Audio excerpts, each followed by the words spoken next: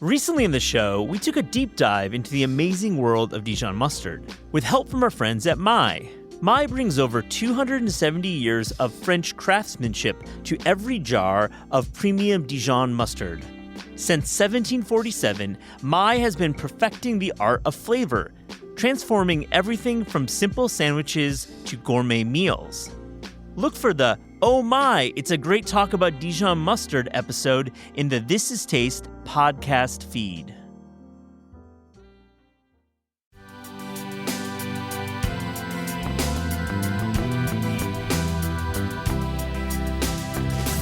I feel like within food writing, a lot of topics like food insecurity rarely come up because so often we assume that in order to, make that quick 20-minute meal that maybe has fancy flaky salt, that people have the money and the means to get all of those things. But that's just not the reality for everyone.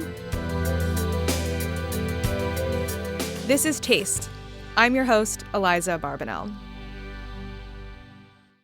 Kiera Wright-Ruiz is a food writer and recipe developer based in Tokyo. She's the author of the very cute children's book, I Want to Be Spaghetti, and now a debut cookbook, My Half Latinx Kitchen. It's a culinary journey of self-discovery, blending memoir and lots of recipes connecting to her Ecuadorian and Korean heritage, and the extended family of caregivers from across Latin America who helped raise her. Today we dig into what it's like developing Latin American recipes on the other side of the world, her favorite restaurants in Tokyo, including a taqueria, and more. Also on the show, Matt has a fun conversation with Anna Hezel. She's a writer and the former co-host of this very show, and she's launched with some friends a cool new project, Best Food Blog. They talk about some of the memorable stories in Best Food Blog's young life and more.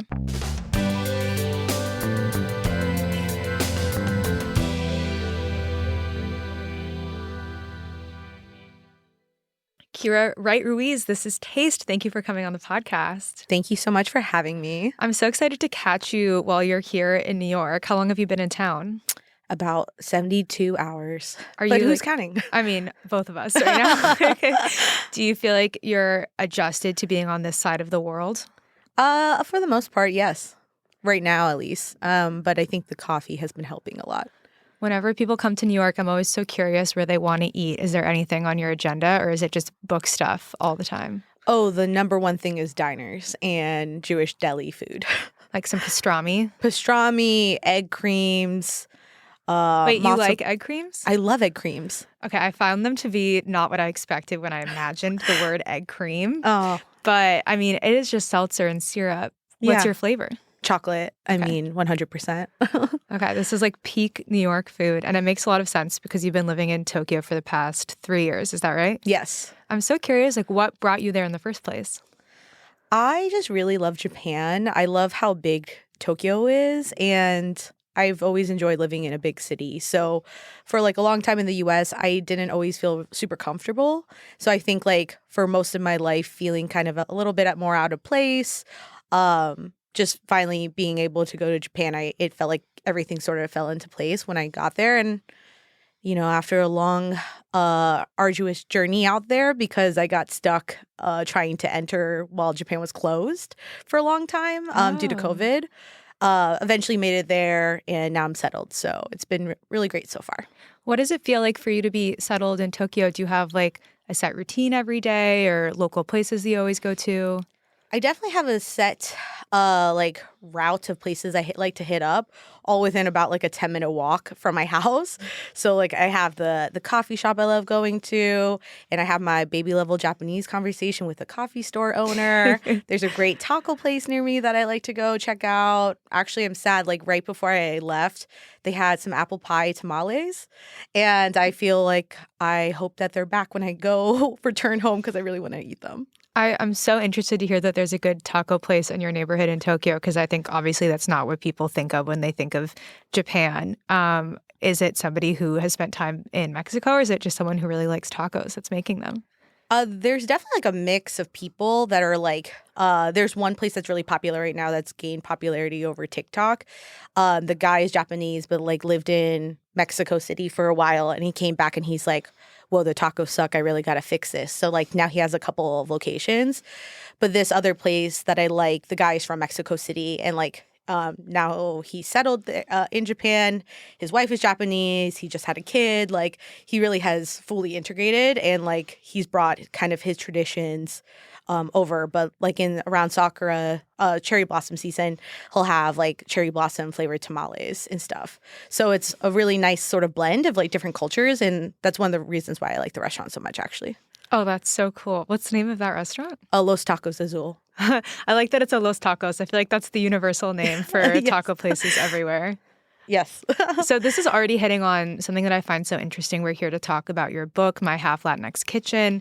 And I want to dig into more of like what that means to you. But I think one of the first things I was thinking about while reading it was what it must have been like for you to be developing these recipes from across Latin America while living on the other side of the world. Like, do you have access to the ingredients that you are trying to include in the book? Like, what does that all kind of look like from your point of view? Yeah, great question. It has, I wouldn't choose Tokyo as the number one place to make a Latin American cookbook. It was definitely super challenging. So for part of the book, since there are chapters dedicated to different people in my family, one, I was going to have to cook with them anyways, except now, of course, it was just a longer, more expensive flight to do so. But I did have to go back to the U.S. to do testing. So like during that 2-week period where I cooked with my aunt who has a chapter and my grandparents who have their own chapter, I also tried to squeeze in recipes that were more difficult to do in Japan. So like one of the major differences is like Japanese kitchens don't really have traditional ovens, like traditional Western ovens. So if someone has an oven, they have like a microwave oven situation. And man, it was just so difficult to test some like baking recipes doing that. Like cookies, brownies, like sort of basic kind of recipes, it's not an issue. But like flan, for example, it just takes a lot longer because the way the air circulates in a smaller space is just so different than a traditional Western oven. So that was difficult, but one thing that was really nice about doing this cookbook there, especially the book actually got sold the week I was moving to Japan. So like this whole like 3 years that I've lived there, all I've done is work on this book in like one way or the other. So like as soon as I got there, I got connected to someone who used to be a former like tasty producer, and she was like, "You're looking for buttermilk? Let me tell you about the only grocery store in Tokyo that has it." So it was kind of like a little goose chase everywhere. But, there is one Latin American grocery store in the Brazilian and Peruvian consulates that's just a random floor in a random part of Tokyo. But I'm very familiar with that one store now. They see you walking in and they start grabbing things that they know. Yeah. When you were coming back from cooking with your family in the U.S., were you stuffing your suitcase full of like dried chilies or anything? Oh my God. Every time I come to and from the U.S., my bag looks insane. Like, even on the most recent trip, I just came home just for 1 week for Christmas just to hang out with my family. I brought back so many rainbow sprinkles because it's really, really hard to find, and what I consider the only way to make rainbow sprinkles is the way the U.S. has them. But in Japan, they come in like literally the most measly little packs that are almost look like the same size of maybe 3 diner sugar packets strung together. And I'm like, this is not correct. Also, the rainbow color is different. They're not as popular there. So like, of course, they're not technically incorrect, but from my very American perspective, I'm like, no, I need the full colorful array of colors here. I'm like totally picturing this. I love that sprinkles are the thing that you're bringing back and forth because that's not what was on the top of my bingo card, but it makes a lot of sense. I like just was in Taiwan with my girlfriend visiting her family, and we befriended this bartender at a really cool bar in Tainan in the south, and they have a drink on the menu that he was saying he wanted to do with, I think, like pasilla chili, some kind of dried Mexican chili that he'd never been able to try before, but he said he didn't have anywhere to get them in Taiwan. And now we have signed ourselves up for bringing him back like pounds of chilies the next time. That's so on lovely, our trip. though. I mean, I was so excited that I had the opportunity to do that because it's an ingredient that I really love. And I feel really lucky to be in the U.S. and especially here in New York. We have grocery stores from all over the world. So it's possible to be cooking all kinds of things, but certainly in other places, that's not quite true. Mm-hmm. Yeah, it definitely, like moving to Japan has made me realize like if everything I found familiar is gone, what do I crave the most? And, one of those answers is, of course, rainbow sprinkles. But there's also other things that I've realized really create that sense of comfort. So it's nice to know you can still get it, but sometimes you have to get like a little more creative. If you had like a magical cabinet in your pantry or maybe a drawer in your fridge that could be fulfilled with, I don't know, 3 things that you can't really get easily in Tokyo, what would be in it?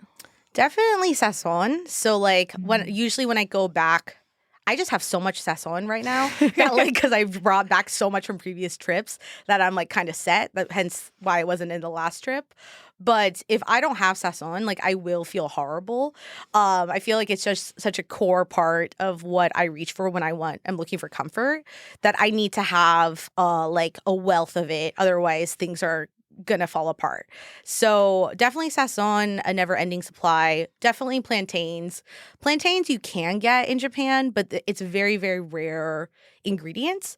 But I actually have heard from like the one person I met from Cuba. She was telling me that the Filipino market has plantains. So I was like, you seem like a credible source. Maybe I'm gonna go check out that lead. But yeah, I feel like those are 2 major things. And I guess the last one, I really crave buffalo chicken wings a lot there. So maybe like really good buffalo chicken wings as well. I love picturing those 3 things like side by side in the pantry or fridge. So I want to talk more about your book. And to start off, I'm wondering if you could tell me about the title and what it means to you. It's called My Half Latinx Kitchen. And to me, like the name is sort of like ironic in a lot of ways because, of course, when someone, I'm half Ecuadorian and half Korean. So when someone asks me, what are you or what's your ethnicity, that's like my response is I'm half this and half that. But of course, like the idea of being half, like it doesn't really work like that. Like it's just all mixed up together, both like, of course, on a biological level, but also like culturally. Like, so I wanted to actually call it that because one, of course, that is like that's a common answer that people will give when they're asked, what are you? But I wanted to kind of like challenge the reader to think what else that could mean by calling it that.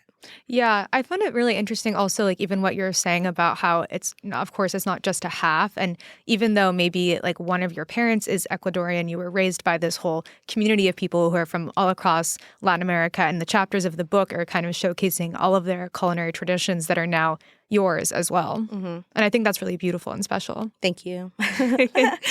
And it's also like it's half in another way in that it's a mixture of memoir and recipes, and they kind of exist side by side. And I love seeing these kinds of books that play with form, and I'm curious how you approached writing it, if you did those side by side or if you did one and then the other. I definitely did them separately. I guess at certain times while I was writing the essays, I was still having to do recipe testing and things like that. But in terms of like the actual narrative, it was like just for a couple months, all I did was focus on essays. And then once I was done, I was like, all right, time to write head notes for these recipes. So it definitely kind of changed because like how I approached each side was really different. So like with the book structure, every chapter has an essay to open that introduces the person, like my various caretakers, whether it's like their immigration story to the U.S., the foods that they love, what they grew up with. And then throughout each chapter, there's about like 2 essays that are sometimes about food and sometimes not. And I really wanted to showcase how like within a cookbook that like, especially with this one, that's all about culture, not every single thing actually has to do with food. So that's why you'll see like, an essay about medieval times and like when my family comes to the US for the first time, that's where we take them. And I guess it talks about chicken legs there because it's medieval times, but it's not like, okay, let's talk about this. And now here's your chicken leg recipe. It's a little bit more, there's a lot more space to explore culture, I feel like, in the book. And it was just something I felt that was really necessary. Yeah, I love the medieval times chapter. I went for the first time over the summer and I had no idea where I was or what was happening. So I can only imagine someone's first experience in the U.S. being like in the medieval ages. Yeah, I really can't imagine a better place. It is the American dream. And some of the essays are really personal in a beautiful way. And I'm curious what that was like for you to be deciding to, share these kinds of stories in what is obviously mostly a public format? It was definitely difficult in the beginning when I was deciding how much I wanted to share. But to me, something that was really important was, okay, I do have this opportunity to like share about myself, but also I feel like within food writing, a lot of topics like food insecurity, even the idea of being financially insecure rarely come up because so often we assume that in order to, make that quick 20-minute meal that maybe has fancy flaky salt and like that fancy olive oil, that people have the money and the means to get all of those things. But that's just not the reality for everyone. And it definitely wasn't my reality growing up. So I just felt like it was really important for me to share, part of my story to let people know that these stories exist, just in the same way that letting people know that people of multicultural backgrounds exist, since it's so rarely discussed. Yeah, I think that's a really important point. And it makes me think about the recipe development process for this book as well. We talked a little bit earlier about how you were shadowing members of your family. Can you say a little more about like who are the other voices and recipes that you're kind of amplifying in this book and how you went about developing those recipes? The structure of the book, I wanted to have like a through line. So the through line starts with me as a child, really focused on my Ecuadorian background and, the little representation I did have of it. But I really wanted to have a moment to just showcase what Ecuadorian cuisine really looked like, just because it is such an underrepresented cuisine. And then the end chapter is me now in Tokyo. But in between are the people who made an impact on my life, both like emotionally, but also through their food.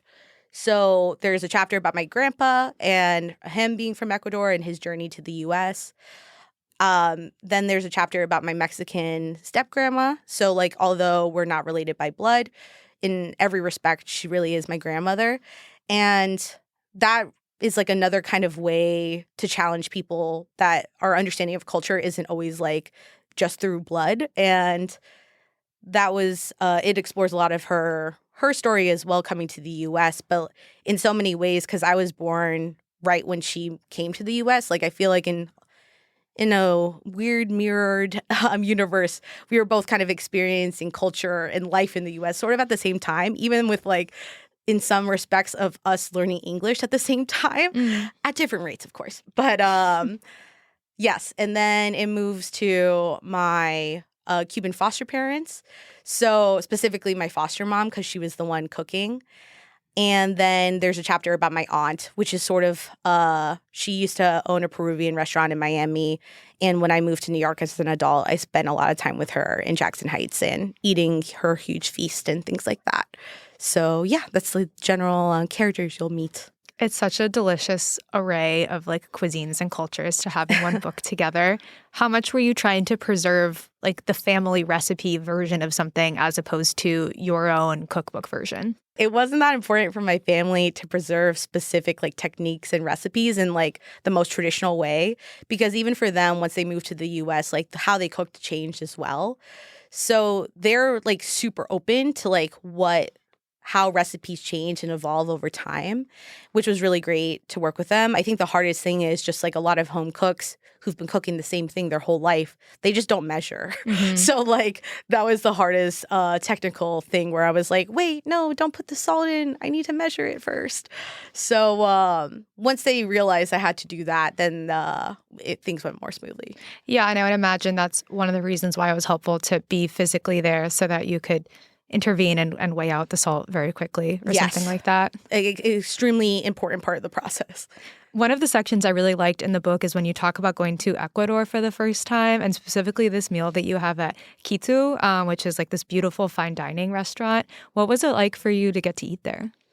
It was definitely a life-changing experience because, for most of my basically my whole life up until I moved to Japan, living in the U.S., to me, like what's perceived as like fine dining is usually European centric. Mm-hmm. And so like the idea of even eating, I mean, now it's changed, but like it's barely changed in many ways. But even eating like fine dining Mexican food when I was a child, that was like not a thing in a lot of places in the US.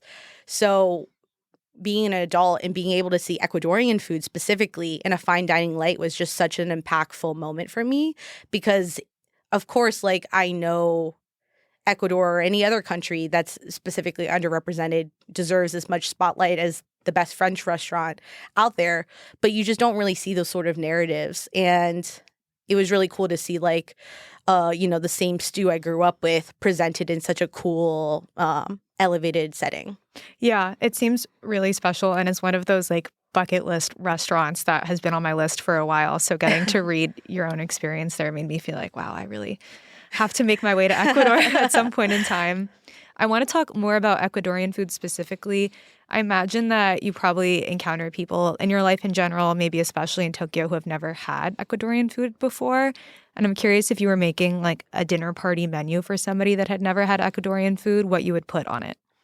Yeah, well, really quick with the Tokyo people, I feel like most people I know in the U.S. haven't had Ecuadorian food. Yeah, exactly. Yeah, so definitely not unique just to Japan. But in terms of like a dinner party, usually when my friends come over, if I'm going to cook like Ecuadorian food, I'll usually start with like a shrimp ceviche.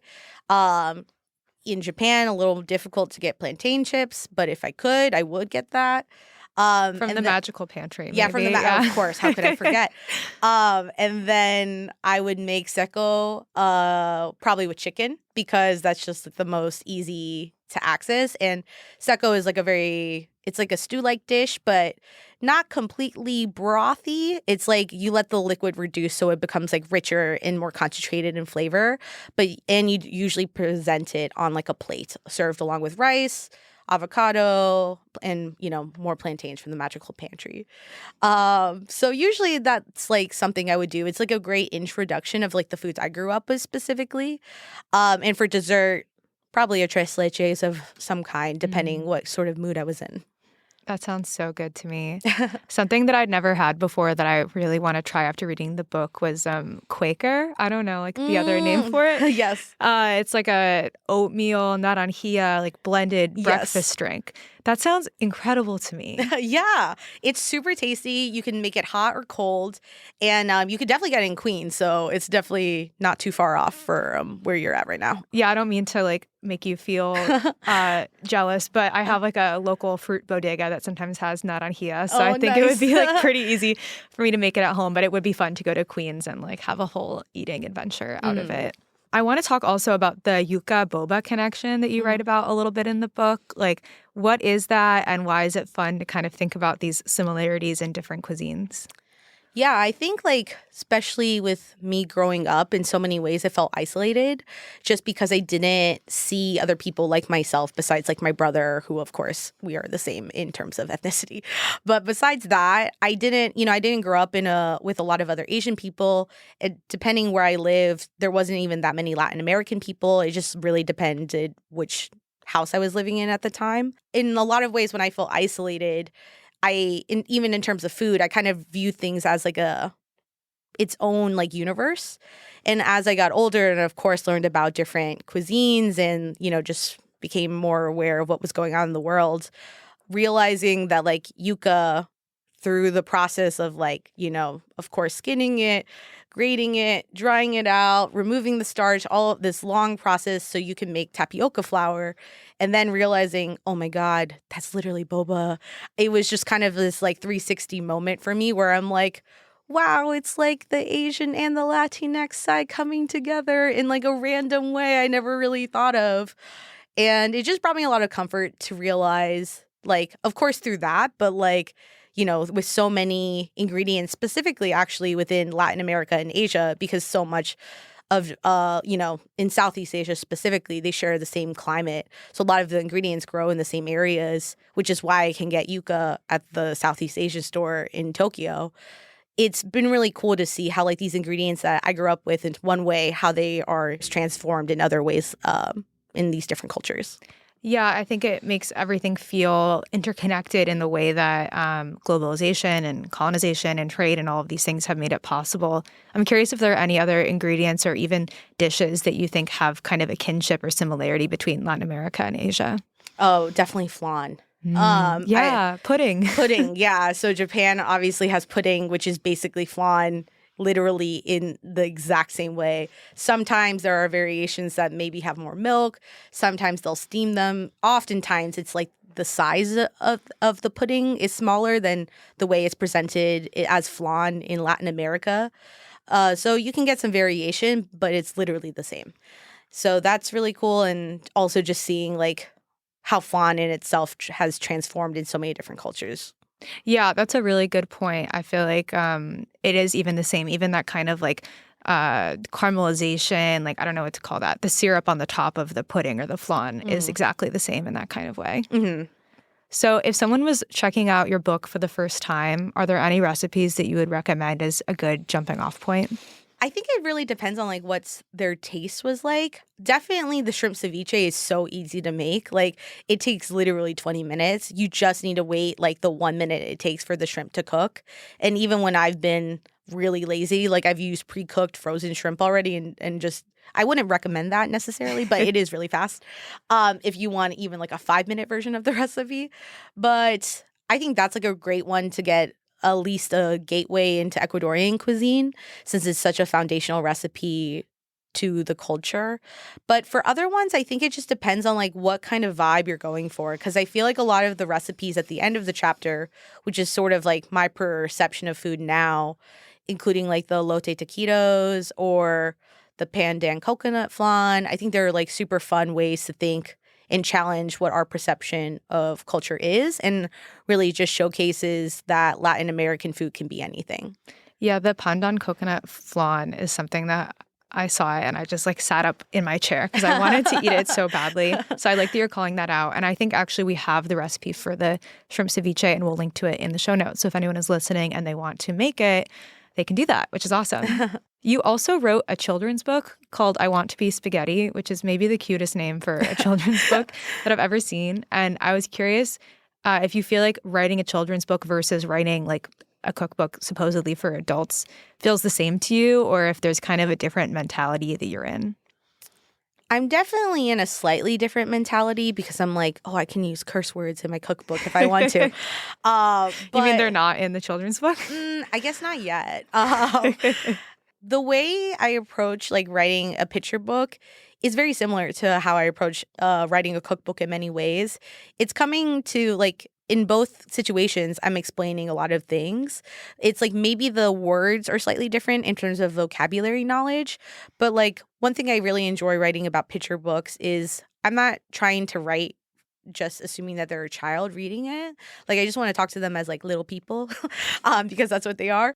It's very similar in a lot of different ways. I think like just the breadth of which I can speak of topics is obviously a lot more expansive for adults. Yeah, you are still teaching things in both formats, which is really interesting to think about.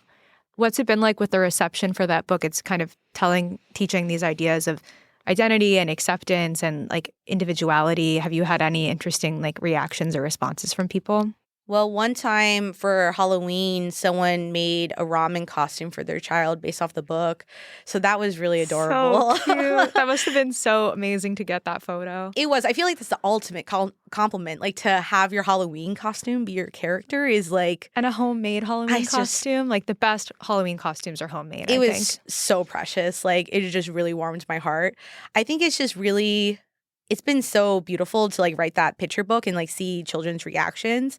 One, because they're the real audience. It's not just, of course, the parents have to buy the book, but like to hear from different parents how much the book has spoken to children, whether it's like the parents making the same jokes in the book with their kids as they're getting ready for school or whatever, to, a lot of teachers have reached out to me and how they've incorporated like fun arts and crafts projects where they make their own ramen bowl. And actually one time, a principal reached out to me and said like my book won like their school picture book competition.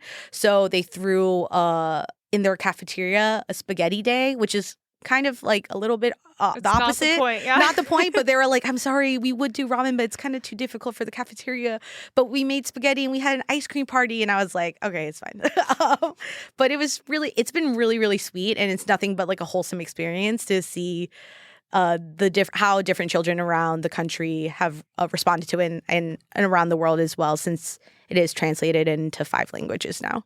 What a flex. That's awesome. It's pretty crazy. I can't believe it. Do you have all 5 versions? No, actually. I just have the Chinese version and the Japanese version so far. Okay, you got to collect the other ones. Yeah, I have to. That's so fun.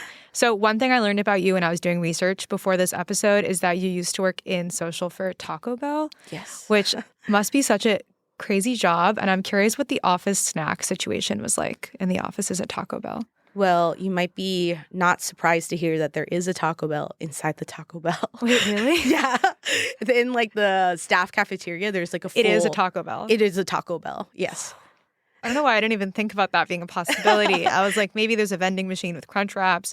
Was it just always open? It was like office hours open, you know? Like while the building was open, it would be open. Wow. I'm just processing that stuff.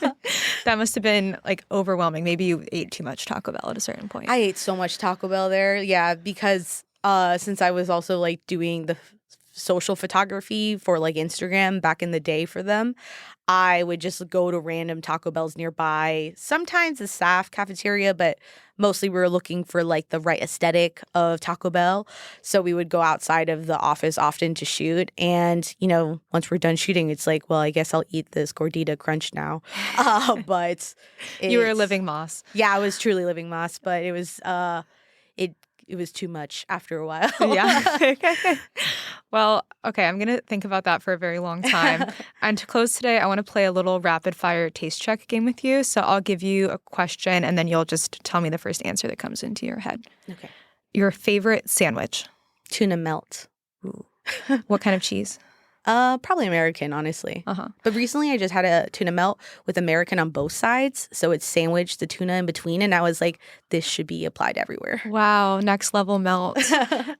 Your favorite item at 7-Eleven in Japan? So I'm not going to lie. I'm definitely more of a Family Mart girly. Okay. That's allowed too. Yeah. So at Family Mart, my favorite thing is what me and my partner describe as a hard day souffle. It is a souffle cake, cheesecake, on top of a pudding cup. So you get to eat both together. And we have called them hard day souffles for the hard days and the not hard days as well. That is truly genius. Living Moss on the other side of the world. I just tried the Haagen-Dazs Japan like sweet potato ice cream when I was at Family Mart in Taiwan. And it was so good. And I was really upset that we don't have access to those flavors here in the U.S. Yes. I will say that in the U.S., though, you get like the extra chemical-y ones sometimes. Yeah, we get that. I do miss those sometimes, though. You know, once they're gone, you don't know what you miss until it's not around anymore. Yeah, it's so true. Your favorite cookbook that's not your own right now?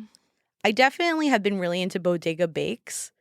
I think that Paula has done such a beautiful job, like reimagining again, like Latin American ingredients. Like when she's made plantain sticky buns, it just like blew my mind the first time I saw that. So I love her like playfulness and approach to food. Yeah, her energy really comes across in that whole book, which is really special. Okay, maybe we covered this, but an Ecuadorian food, maybe like a complete dish that you wish you could eat in Japan. I think just having seco that's not made by me would be nice. So that would be my answer. Okay. Your go-to bagel order? Toasted everything with lox bread. Classic, you know. Your favorite ice cream flavor? If it's a regular grocery store, Cherry Garcia. And if it's New York specific, Ample Hills Ooey Gooey Butter Cake. Oh, I love both of those answers. Okay, finally, a fictional food scene, like from a book or a movie that you wish you could eat in real life. Definitely the breakfast scene from Howl's Moving Castle. The bacon's just so thick, you know? It looks so tasty. Yeah, that's a great answer. And it's been so much fun talking with you, Kiera. Thanks for coming on the show. Thank you so much.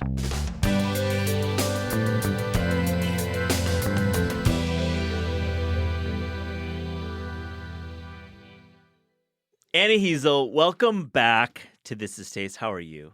Thank you so much, Matt. I'm good. It's so nice to be back within the solid, comforting walls of Penguin Random House. Oh my gosh. Well, to remind our listeners, Anna was the co-host of the show in the early years, and we're going to definitely talk about some favorite episodes. You're also co-founder of Taste with Me. You started the publication 8 years ago. That's right. It's been 8 years. That's so crazy. Congratulations. Thanks. You're a huge part of the history, and really, I want to talk a little bit about working on taste, but also your new projects, because I think you've got some incredible work in your cookbooks and a brand new publication that we'll talk about. I want to start, though, and ask you, because you're very qualified to answer this because you dine out a lot. But where are you dining out in New York right now?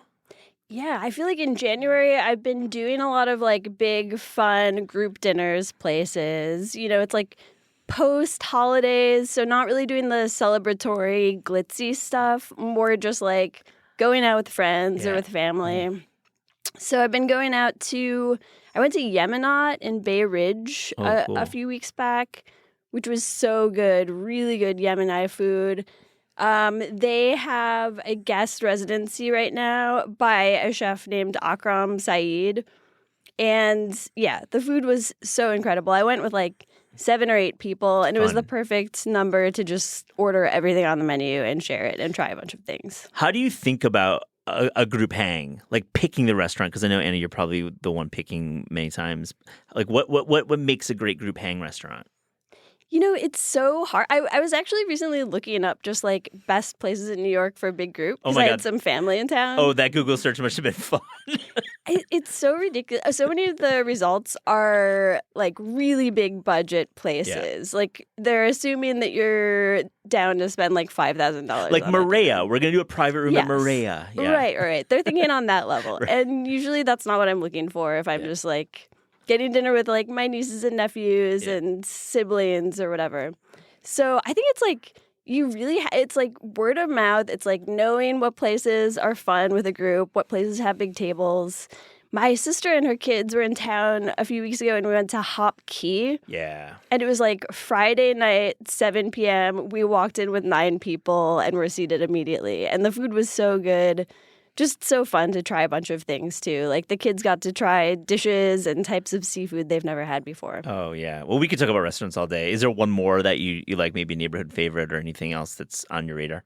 I also it's like my neighborhood pizza place, but I go to Weeded in Prospect Park South, kind of Flatbush, Kensington area all the time, like once a month, and it's just really good. I love Weeded. We don't talk about it enough when we're talking about the New York City pizza map, and it's a great spot. Glad you brought it up. I never get sick of it. I eat there all the time. It's a great spot.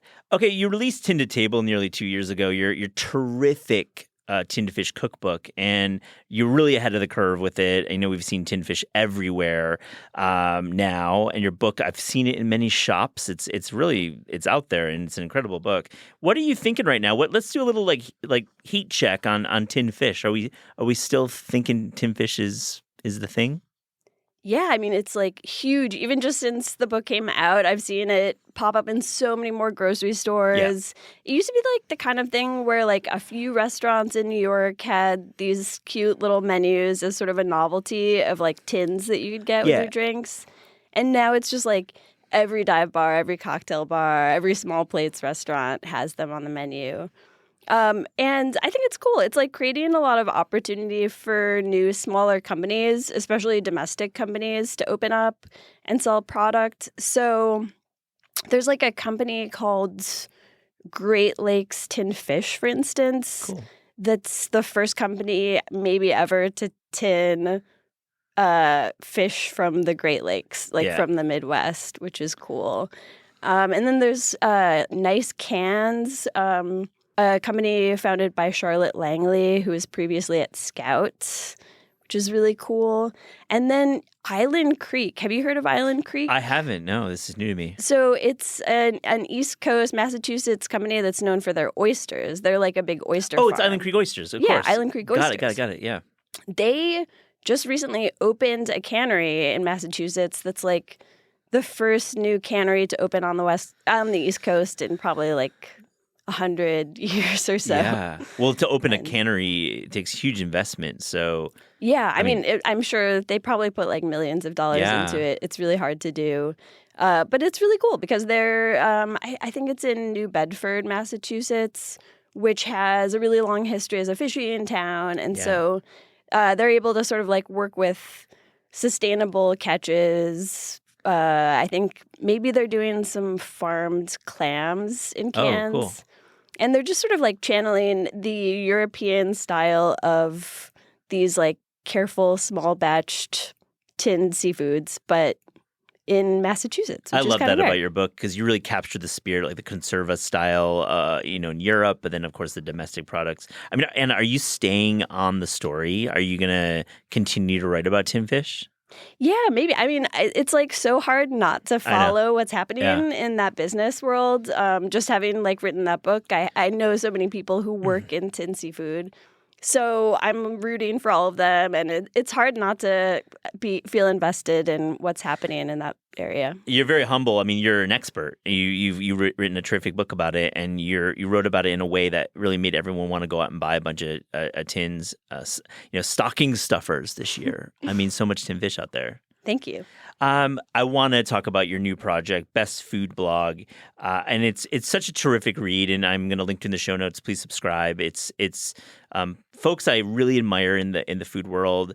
You're one of the co-founders. Tell us a little bit about, first off, why do it? Why do a group effort? Not, everyone's really focused on Substack with these single voices and getting that out there. You're like skipping that. You're doing a full publication. What was the genesis of it? Yeah, Best Food Blog is a publication I started in December with a group of former coworkers who also happen to be friends. It's Ali Francis, Anika Shaukat, Antara Sinha, and me.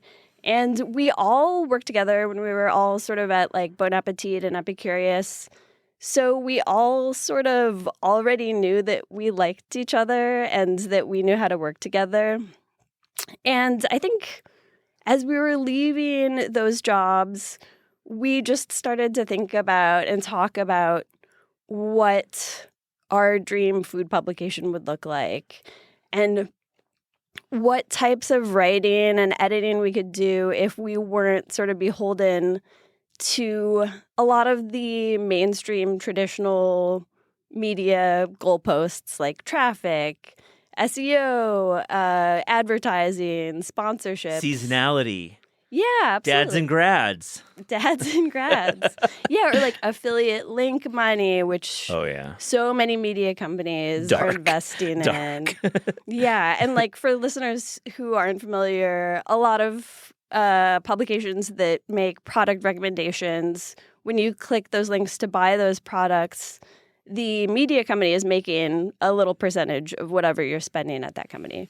So it just, I mean, when you peel back all of those aspects of media, it's fun to just sort of like talk in a candid, unfiltered way to our readers and to write the sort of advice that we would give to our friends or that we would exchange in a group chat, I guess. What's it like working with co-founders and co-editors? And I love the format because you'll have like a group article where there's multiple voices writing in these crisp, 300, 400 word moments. And I love that. It feels very magazine-y. But then you have, like, of course, features that you assign out. I've seen some names in there who are not the co-founders.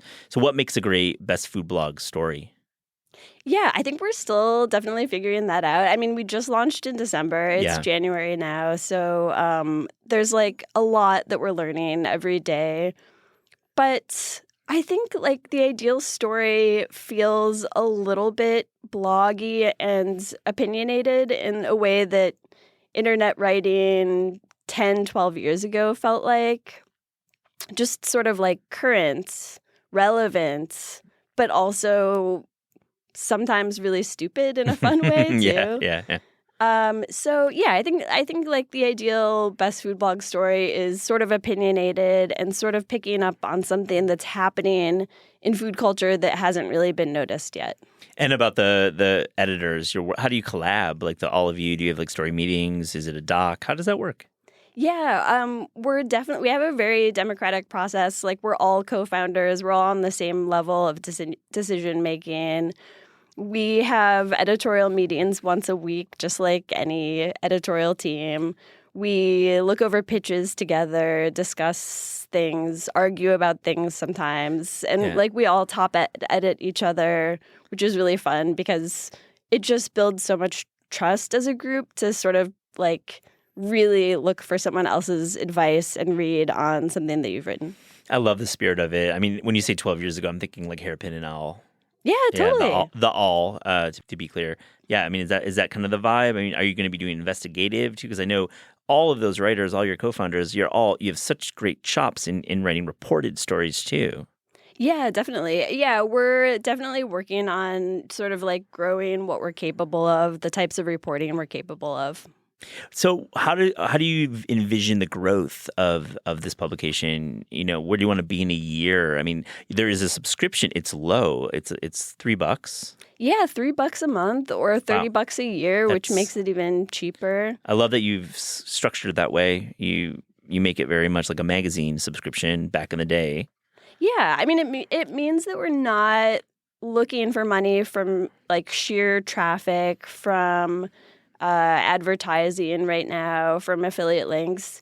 So I think that just like makes it easier to trust us maybe as writers for our readers. If you're you're paying $30 a month and like that's our income. Yeah. Yeah, $30 a year.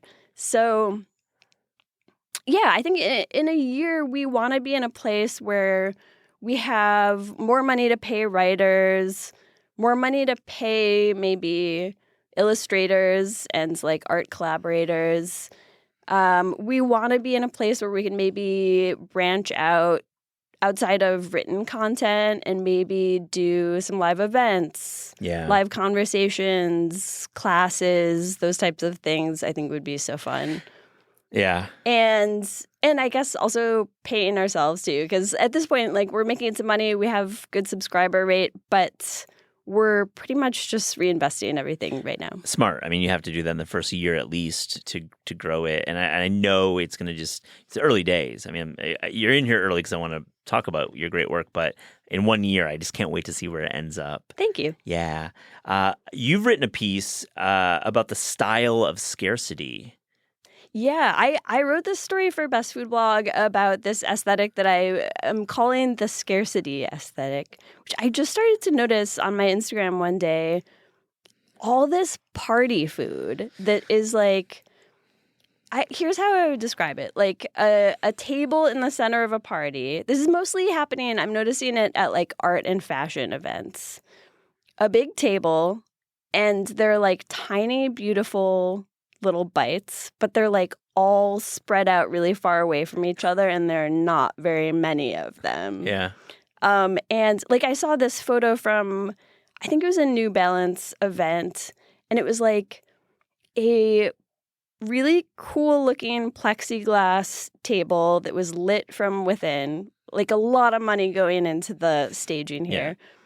And then just on the bare table, there were all these boiled eggs and like a little pile of salt to dip them in. Oh, no. And that sounds awful. Yeah, like it's so great. Like imagine like peeling a damp egg off of a plastic it's just gross. But like all these things, like you can tell a lot of thought and art went into the composition and the styling and how it would all look in photos. But just from like a practical level, it's so, like, if you have, like, 10 beautiful cookies spread out over a table for a party of 100 people, someone's going to be refilling those every 5 seconds. Yeah. And then I think that's, like, also kind of hostile towards the guests because, like, you show up at a party and you're hungry and, like, that's the food. It's crazy. It's like you wanted Layla Gohar, but you had, like, a tenth of the budget, And, yes. And, like, you're just not hospitable. I mean, it's bizarre. Right, totally. Yeah. And so so part of my story was just critiquing the fact that I understand why aesthetically all of these party setups are cool, but that's just not a party I would want to go to. And I love that about your writing and Best Food Blog is observing trend and having a really interesting take on it. And I have to ask, we're recording this in late January, and are you working on any stories that may be out when this runs that you want to talk about? We have a story I'm really excited about that's coming out this week by Robert Sietsema, friend of the podcast. Friend of the pod. I love that you got him on. That's great. Yeah. So Robert, he's been in the food critic business for 30 years. He started in the 90s at the Village Voice. And he has so much institutional knowledge about just how New York restaurants have changed, how food criticism has changed. And he was recently laid off from Eater. He was Eater's last restaurant critic. Yeah. So now they don't have any. So he wrote a piece that's about sort of like how foodies have evolved in 30 years, like what's changed, what we've lost in food culture and in the obsession of like going out and eating. So I'm really excited about that because like, yeah, I've been reading Robert's writing forever. And I think he just has a lot of insight on this. Oh my gosh, I bet we talk about that on the show a bit about what matters most to the food obsessive and those folks who go to restaurants 5 nights a week. And Robert will, I'm sure, have some really strong opinions about the evolution. I can't wait. We'll definitely link to that article in our show notes.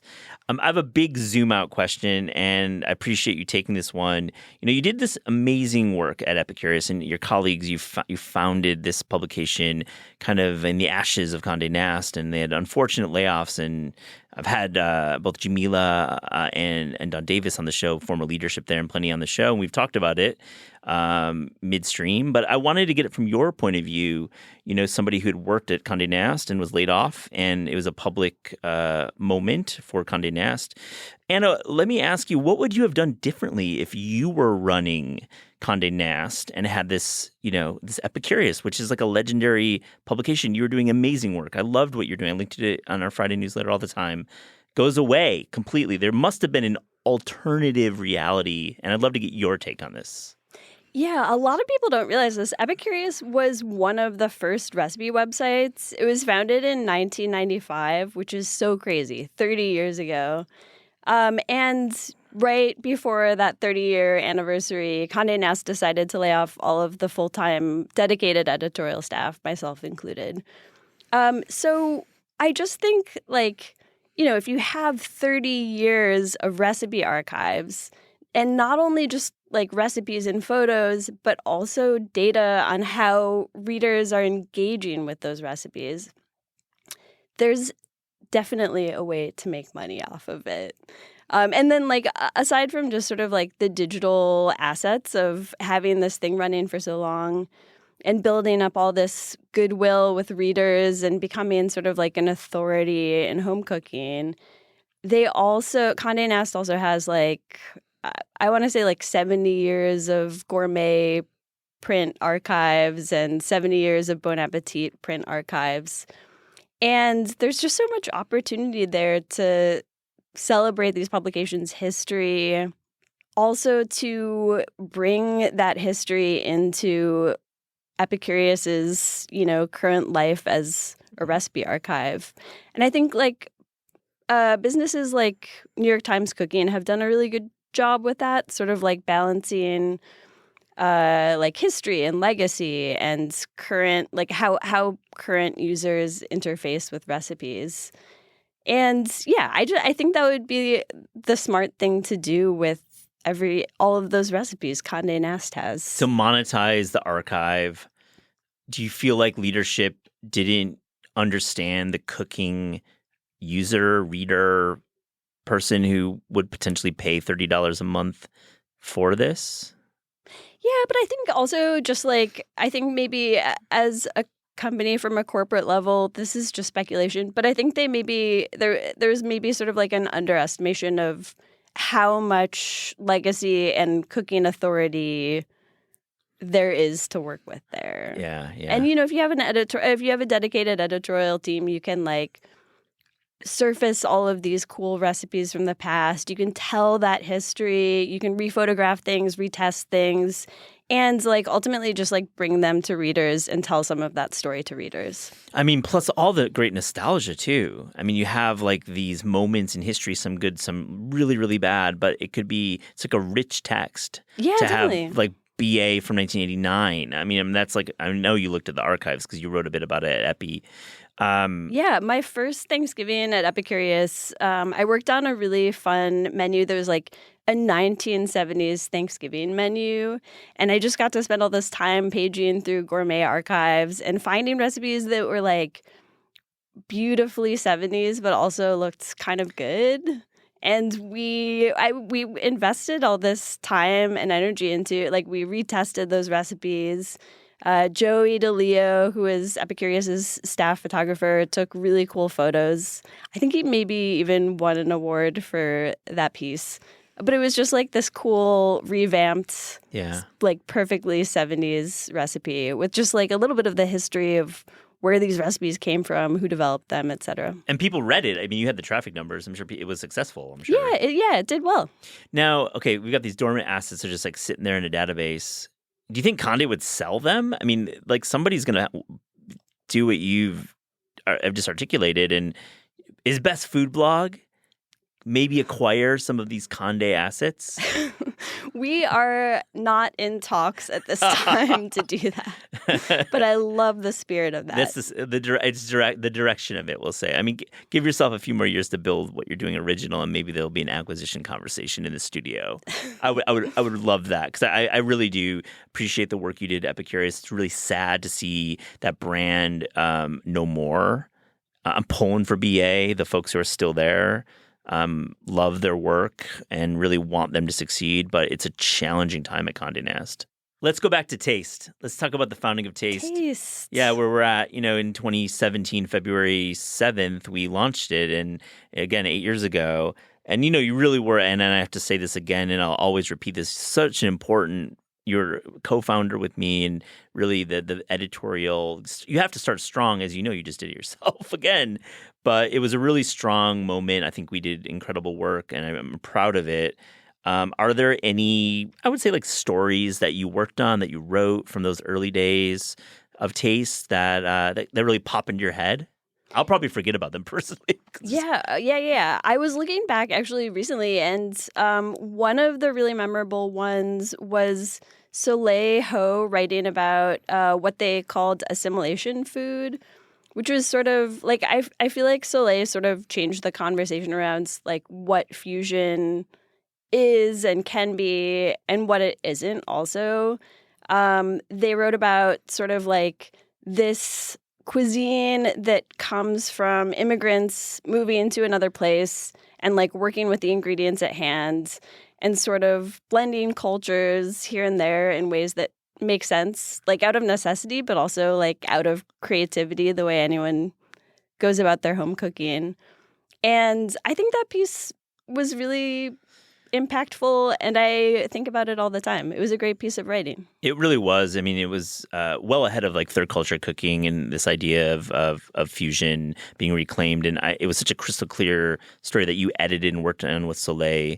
And I'm really happy. I got to link that at some point in our newsletter. We had a lot of fun too. I feel like we were always having fun at editorial meetings. Shouts to Tatiana Batista, our longtime colleague as well, doing great things at King Arthur. Any other stories that pop into your head?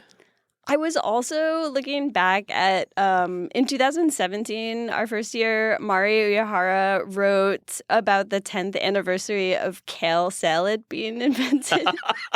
That story is so good. I've totally forgot about that one. Yeah, Tell us about great. it. Well, I'm not going to really do the story justice or remember enough details. We're both kind of grasping it, the memory of it. But it's just like fun to think about the 10 years of kale salad and why that became such a cultural health food phenomenon. Yeah, I think she tapped into like with the way the Sweet Green, in their early days, which, in 17, they were still a very young company and not really expanding, and how they, popularized it. And then, of course, before that, kale was considered like unusable in its raw form. It was only cooked and done in Italian restaurants mostly. And how here we are today, kale is still. I feel there's kale pushback though. I feel like 8 years after we wrote that, kale is not popping anymore. What do you think? I mean, I ate like a ton of kale salads 10, 15 years ago. Yeah. And now it's just like, that's so much chewing. Like, what were we doing? What were we doing? With all that chewing. I know. Our jaws were more defined at that moment. Yeah, maybe that was a good thing. Yeah. The other story I was thinking about is Priya Krishna wrote a ton for Taste in those early days. Yep. Now she's doing awesome work at the New York Times. But she wrote this story about, like, whatever happened to sun-dried tomatoes, Which is so, like, I didn't even think to ask that question until she wrote that story. And yeah, and she dug into like the history of like how sun-dried tomatoes became so ubiquitous in 90s cooking, and then just sort of like fell off because probably we ate too many of them and got tired of them. It was a great piece. I still link to it quite a bit because it's such a perfect piece, and it. I think there was like a lot of obvious like strong opinions about it. I know like Ruth Rochelle was quoted in it, and I think like 8 years later, we are still kind of like, what happened to sun-dried tomatoes? It still isn't. It hasn't come back. I'll tell you that. I feel like they are coming back though. Oh, I no. saw them in. I feel like I maybe saw sun-dried tomatoes mentioned in an Eric Kim recipe. Yeah. I think we're ready. I think we're ready again. I think we're ready. I'm pro. I think it's I think we call them like vegetable jerky now. Like there's like Yeah. new branding of sun-dried tomatoes, like CPG branding. And like Priya, I love that you brought that up. I mean, she wrote a terrific column about yogurt. Oh yeah. Remember that? Yeah, a whole column. That was amazing. That was amazing. It was like looking at yogurt, and it's exactly the work she does at the Times that we love. Is just really, it's a simple idea, like Asian flavored yogurts, like pinkberry, but then going deep into why is pinkberry popular here now, and why was it? Things like going back and forth in time. I love Priya. You were also, as I mentioned at the top, a co-host of the show. So you started this show off and memorable work. I think it was in the first couple hundred episodes you were doing it. What are some memorable episodes? Like folks who came into the studio. We did some remotes at bookstores as well. What do you think? When you look back at This Is Taste? I think like the one interview I'll always remember is talking to Jacques Pepin. I think we did that one over Zoom, but it was so cool to talk to Jacques. I think he was like he was Zooming from his kitchen in Connecticut. And I love talking to him. He told some story about being a young cook in France and having to hide his carbon steel omelet skillet in his locker every night because he had seasoned it just perfectly. So it would be like perfectly nonstick. And he didn't want any of the other cooks messing with it or like cleaning it the wrong way. I love that episode. I haven't listened back in a while. We should re-air it because it is a good and Jacques he's doing well. He just had a big birthday. I saw. Yeah, I think his 90th birthday is about to come up. And you had the original Brooks Headley interview. He finally came back on the show. I'd been begging him to come back, and he finally did. But you and Brooks have a great relationship. I thought that was a good chat. Yeah. I remember him talking about how every time someone comes into the restaurant with like a cool T-shirt that he likes, he will give them something a little extra. He's still that guy. Yeah. It's so great. I want to talk about your cookbooks because I know you are working on some things. You could probably share some. You probably can't share some. But yourself as a cookbook writer, where do you want to be? What are you working on? What's the Anna Hezel update? I have a new cookbook called Party Tricks that's coming out spring 2026. And the idea is party food that is simple and only takes a few ingredients to throw together, but that is really impressive and feels like something you would order at a restaurant. So you're finalizing the manuscript right now, I would imagine? Yeah. I'm working on edits on the manuscript, and I have a photo shoot coming up in March, I think it is. Ooh, fun. So, yeah, we're putting the finishing touches on the book. Well, we'll have you back to talk about that. What about like hopes and dreams? What's on the vision board for Anna? What's for cookbook wise? What do you want to say? I'm pushing you right now a little bit, I know. Yeah. I don't know. I haven't really thought too far ahead of this cookbook because there's still so much to do with it. And then you know how it is. The book comes out and travel around and have parties and stuff. It's I don't know. There's a lot. Yeah, there's a lot that goes. You have a lot of work to do on this current one. So yeah, totally. I would like to write a cookbook with a chef maybe.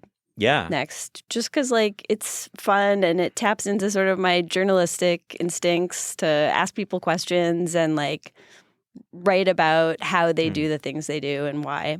Without naming names, is there a cuisine that you'd want to collaborate on that you'd like to learn about? Because the collaboration process so involved. You're going to learn about the cuisine, learn about the culture, learn about the chef. Is there something that you're interested in? Not really. I think I'm pretty open-minded about that. You're open-minded, yeah. Well, our last episode on the show, we, to send you off, had a little taste test of Reese's, and we'll that was a wild episode because I think we had bought a bunch of dead stock. Yeah. Oh my gosh. Well, so okay, you and I, when we were coworkers, we were sitting at cubicles next to each other, and we would just always bring in whatever new crazy Reese's product we were running into in stores, and so the last episode before I left to go to Epicurious, we bought stuff on eBay, I want to say. That was probably really dusty and old. Some of it was inedible, but we still went in. Yeah. I remember I tried to get in touch with someone from Reese's for that episode to even verify if the products we were buying secondhand were still edible. Secondhand foods on the show.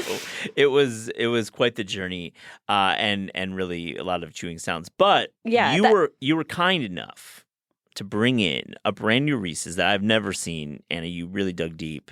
We're going to do that. We're going to do a little taste test on the show.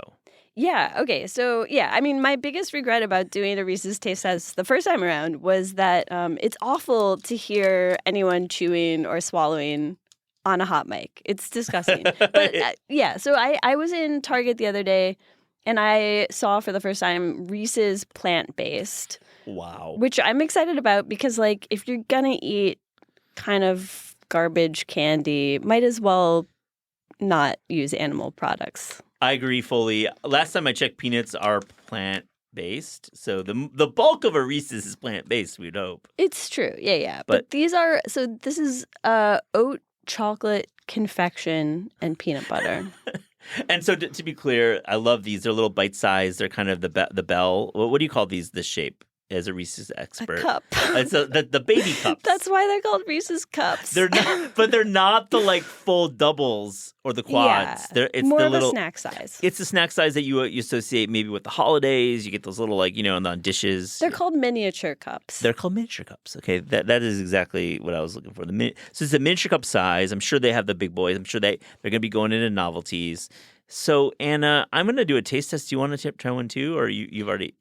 Okay, here's what's going to happen. You're going to eat that over there. I'm gonna talk about what I thought about trying one the other day. So here's what I think. I think the flavor is better than classic Reese's. Closing my eyes when I'm doing this. However, my criticism is in a classic Reese's cup, the chocolate is sort of soft in a Play-Doh-like texture, which sounds really disgusting, but I think that I like that. And the plant-based chocolate is a little more waxy and, I don't know, brittle. It doesn't have that softness. My thoughts, great comments on the structure of it. I think that there's definitely some issues with the structure. You're getting way more chocolate than you're used to. My biggest issue, and I've only had one, I'm probably going to try another one later. I'm thinking there's too much chocolate. They're overselling the chocolate and this oat chocolate. We've all had plant-based chocolates. The finish is weird to me, always with plant-based chocolates. It's the finish that, because you want that center, that very, very definitive filling of Reese's to overwhelm. And it's truly just the carrying case is the shell. And this is just too much chocolate.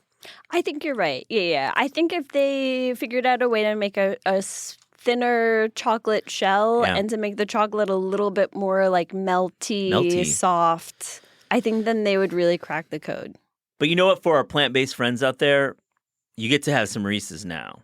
Yeah, it's better than nothing. Better than nothing. There's probably folks who've grown up as plant-based folks, and this is the first Reese's they're ever having. Yeah. Can you imagine? This is. I got to get. This is like a follow-up interview. I need to find somebody who's had the Reese's for the first time, like somebody who's been a plant-based for 30 years, who hasn't been able to follow this journey of novelties that we have. The Reese's world is theirs. That's the investigative journalism we need right now. Award-winning there, baby. Anna, you know this section. I believe you asked this question a few times in your day, right? Did it was Taste Check during your era? I can't remember. Were you doing Taste Check or we were doing cookbook? Your dream cookbook. That was our closer. Yeah, that's true. Yeah, I don't think we were doing this lightning round. Lightning round Taste Check. So Taste Check's new to you. So as our listeners know, on This Is Taste, we ask guests about their discerning taste. So to close this interview, here's a little rapid fire, fast and furious Taste Check. Anna, are you ready? Yes. The best fruit. Pineapple. What makes a great pineapple? Oh, I don't know. Just like a lot of good flavor. But you know what? I say pineapple because I think even crappy pineapples give you something to work with. You can like put it in a smoothie. You can broil it, caramelize it. Yep. I think there's something to work with. Love that. Cooking pineapple is underrated. Good call. Worst vegetable. You know what? Brussels sprouts. And I say that because actually I think like a lot of people just don't cook them well. Like they undercook them and then they're really, really hard and chewy. Worst thing you can do. Also on the other end, you can go too mushy and throw too much stuff on them. Right. I love them though, but that's just me. This is your Taste Check. The best dessert. Chocolate chip cookie. Oh my gosh. Is it crunchy or is it soft? It's soft because I will only eat them warm, fresh out of the oven. Ooh. I'm like really militant about keeping my freezer full of balls of chocolate chip cookie dough that can be baked at any time. And just like warm cookies on demand is so important to me. As written about on Taste. Great Correct. piece. Yes. Real great piece about that. Your favorite city outside America to visit for food? Tokyo. Probably every guest says that. Like it's just it's objectively a good food city. Great food city. Many have said it. A restaurant you wish you could bring back from the dead?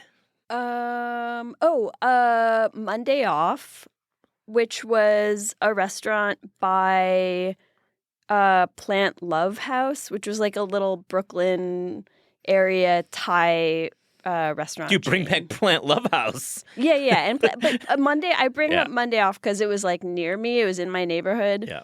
And there was like a period of time when the bami pumu dang from there, which is like a garlicky pork and crab noodle, that was like, I was ordering that takeout like once a week. It was so solid. Both those restaurants, absolutely incredible. Do you know anything about the chefs and owners? Have they opened anything? I haven't looked into it. I don't know. I think like last time, I think when Monday Off closed, they had one remaining restaurant somewhere in Brooklyn, but I can't remember the details. I don't know if it's still there. Another investigative piece. Yeah. Got to figure out what seriously. happened. Yeah, it was such a good restaurant. So good. All right, big one. Your favorite New York City restaurant of 2024? I think it's got to be Le Veau d'Or, which is also just like a popular answer. But I went to Le Veau d'Or in December with my husband, and it's just like everything about it was both good and also fun. Like it, it's well executed, but it also is like, I don't know. It's just like exciting. Yeah, I've heard that from a number of guests actually with this question. I've not been, so maybe I'll go and report back. But I mean, it is by all concerns the top dog. Dish or two that comes to mind from there that you liked? The pomme souffle, I think they're called, are like one of their most famous things. And what's crazy about it is that like it's this little 3D kind of like fried potato pocket filled with air.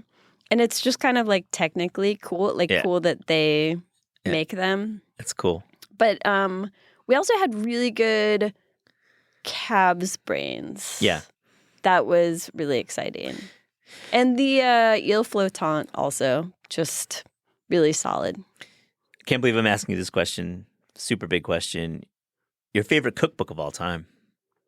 This is so hard. I don't even think it's like a fair question to ask extremely anyone. Unfair. People answer it though, and as you will. I'm gonna say Joy of Cooking just because I have been cooking out of that cookbook since I was like 10. and it's still solid.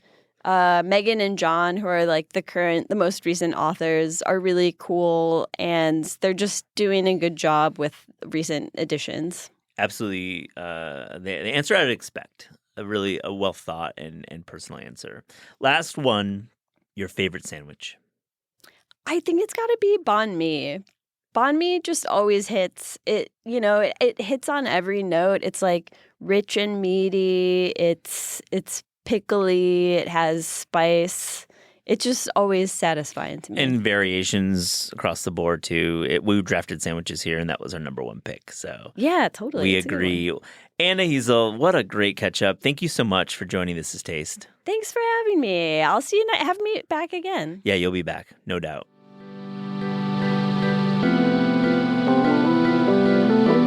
This is Taste is hosted by Matt Rodbard and me, Eliza Abarbanel. The show is produced by Shalia Harris and Pat Stango and edited by Clayton Gumbert. Theme music by Steve Rydell. Visit Taste online at tastecooking.com and make sure to subscribe to our newsletter for updates on all cool things happening.